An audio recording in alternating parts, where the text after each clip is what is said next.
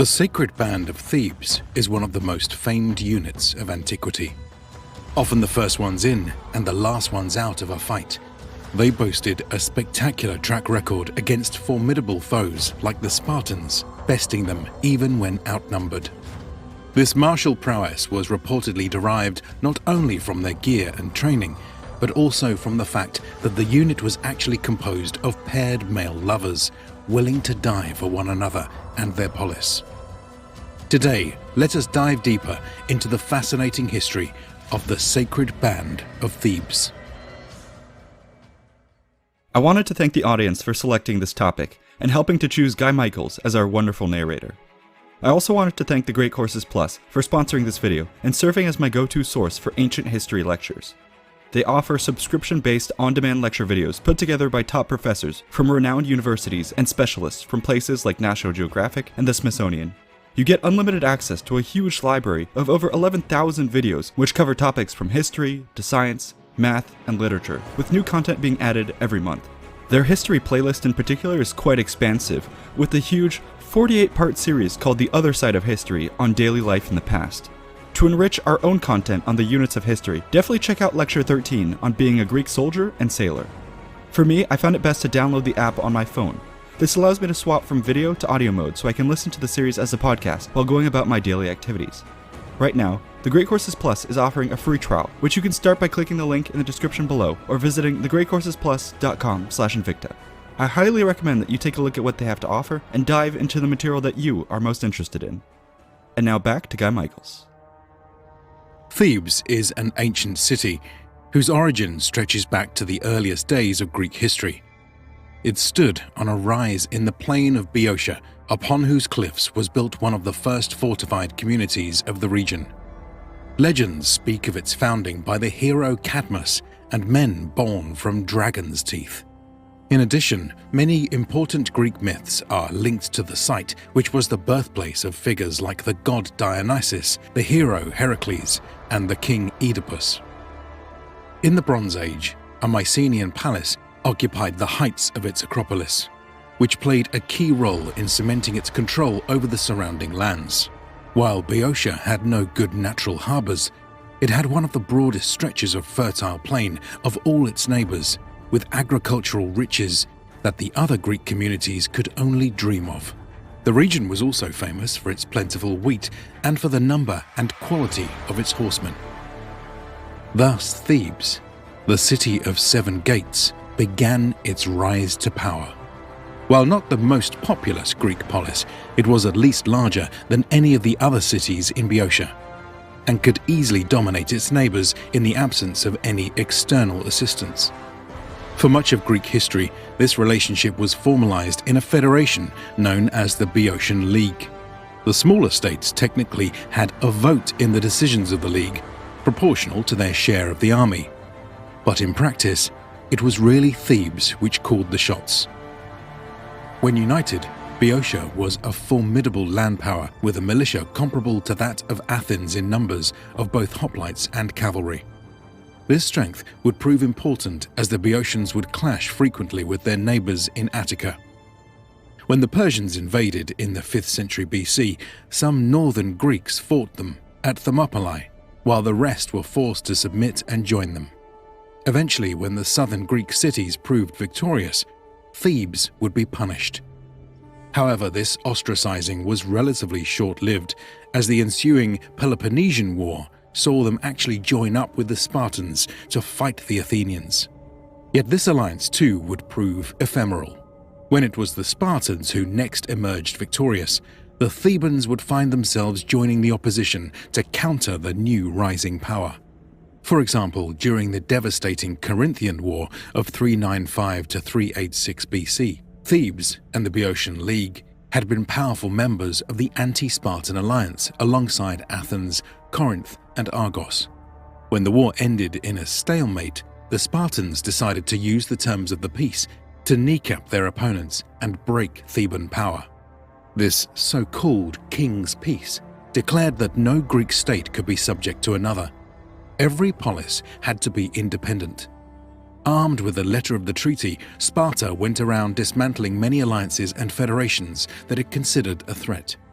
One of these was the Boeotian League, which Sparta declared to be in violation of the king's peace, since the smaller states of the League were effectively subjects of Thebes. In 381 BC, a Spartan army moved north to dismantle the Chalcidian League. On its way, however, it suddenly detoured to seize control of the Cadmia, the Acropolis of Thebes. The invaders helped raise an oligarchic faction to power, driving the democratic faction into exile. Now Thebes would be ruled by a group favorable to Sparta and propped up by a Peloponnesian garrison.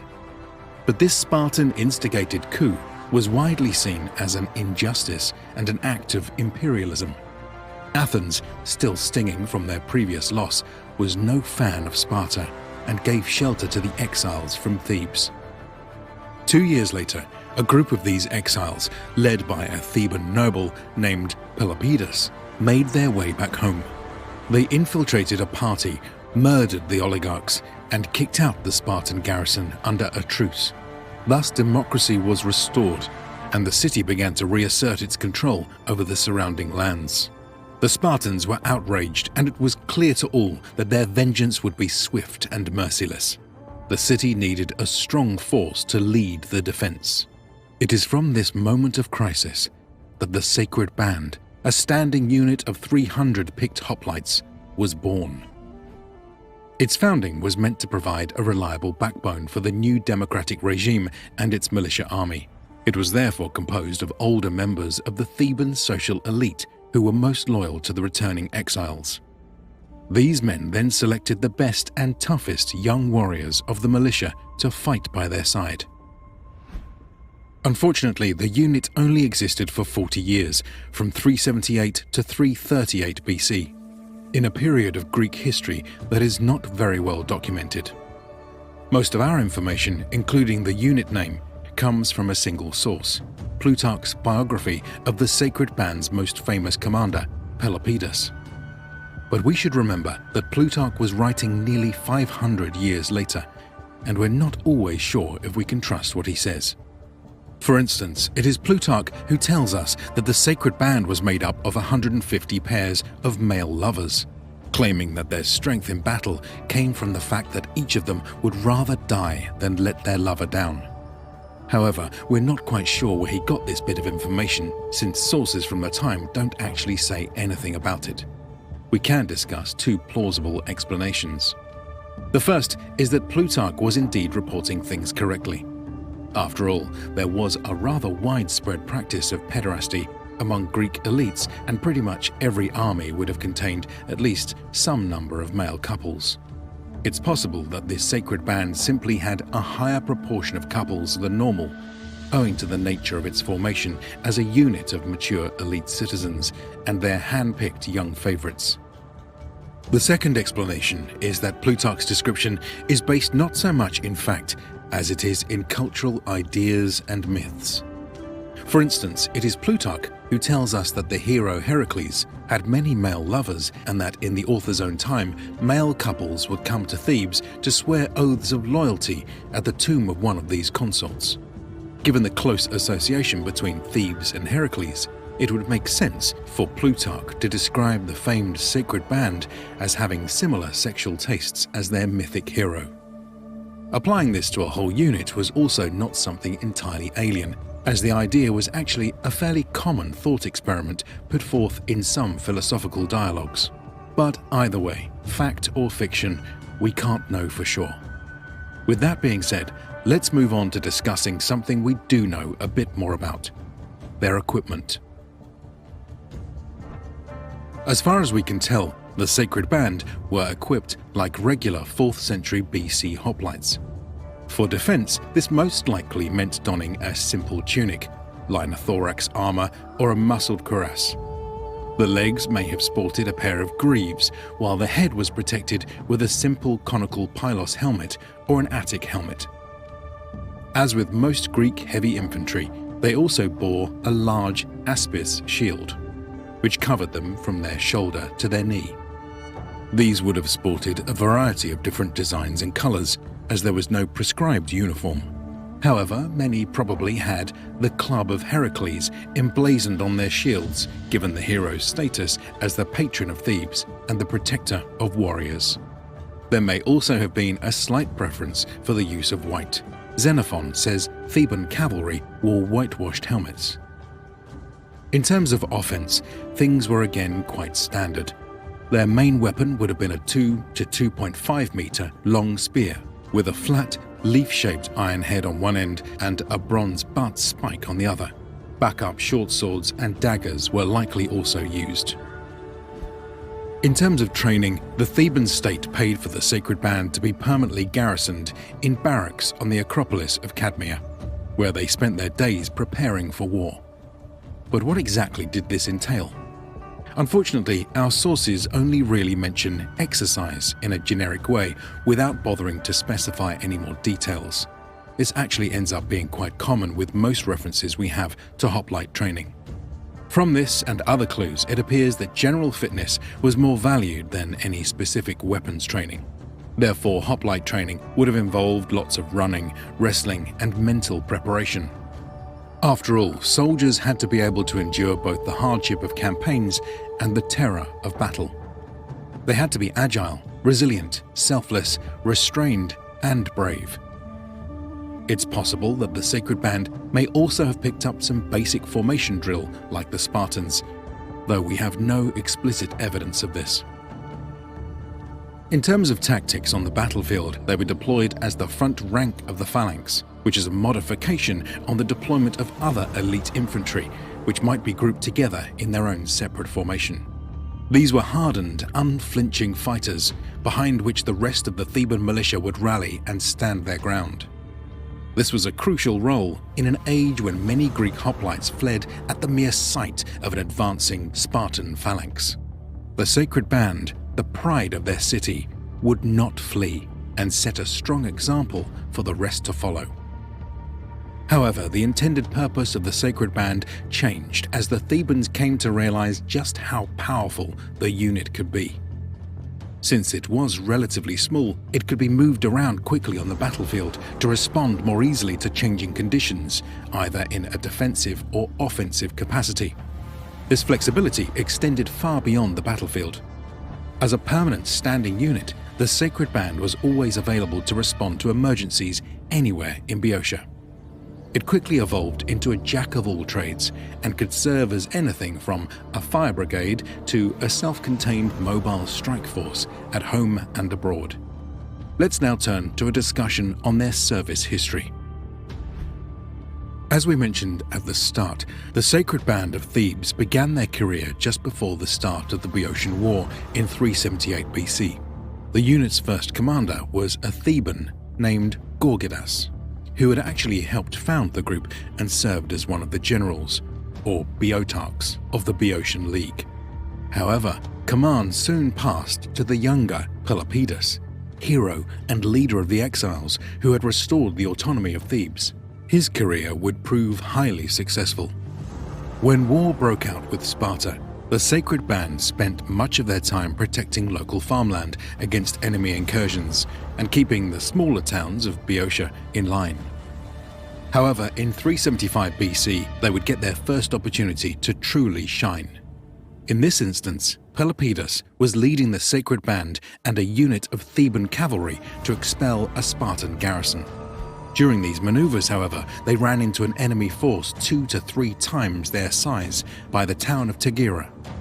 When one of the soldiers began to despair, "We are fallen into our enemy's hands," Pelopidas is said to have replied, "And why not they into ours?" With that, he commanded his cavalry to disrupt the enemy and had the 300 men of the Sacred Band form up into a tight formation and follow up with a charge. This bold strategy killed the Spartan commanders, throwing the enemy forces into disarray. Apparently, the Sacred Band then managed to infiltrate the gaps that the Spartans opened up in their lines, destroying the enemy formation from the inside. The result was a bloody carnage. The Spartan army was driven from the field, making it the first recorded instance of their defeat by a numerically inferior force in a set-piece battle.